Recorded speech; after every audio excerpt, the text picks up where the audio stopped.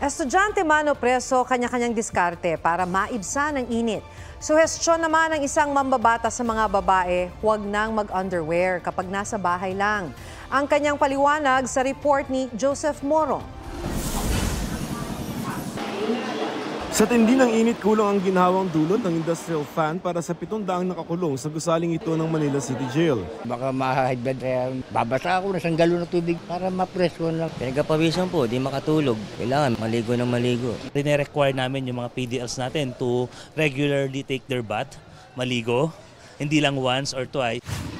Pinekling klase naman ang diskarte ng ilang paaralan gaya sa President Corazon C. Aquino High School sa Baseco, Maynila. Hindi po ma-shortchange ang mga bata. Sa hapon, kami rin po ay nag-provide ng kanilang asynchronous schedule, learning tasks, activity sheets na kanilang gagawin sa kanila pong mga tahanan. Yun nga lamang, sira ang ilang electric fan. Dagdag na pasakit din, 2 buwan ng kawalan ng tubig at ang sumisingaw na init mula sa bubong ng mga katabing bahay. Nainitan ba kayo?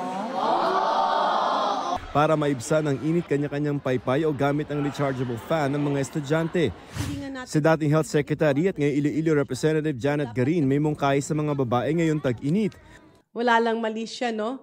Pero kung nasa bahay ka lang naman or matutulog, it's quite advisable na walang underwear pero nakapajama ka naman or naka-shorts. Paliwanag ni Garin, mas prone ang mga babae sa fungal infection sa intimate area kapag masikip ang suot sa gitna ng mainit na panahon. Ang suhestyon ni Garin sinigundahan ni Health Secretary Ted Herbosa. Pag mainit, pinapawisan, may moisture dun sa ating private areas of women. So it can lead to candidiasis or itchiness. Kung hindi naman daw komportable mag-no underwear sa loob ng bahay, mag-cotton underwear because it also does not trap moisture. Joseph Morong, nagbabalita para sa GMA Integrated News. Huwag magpahuli sa mga balitang dapat ninyong malaman. Mag-subscribe sa GMA Integrated News sa YouTube. Sa mga kapuso abroad, subaybayan nyo kami sa GMA Pinoy TV at sa www.gmanews.tv.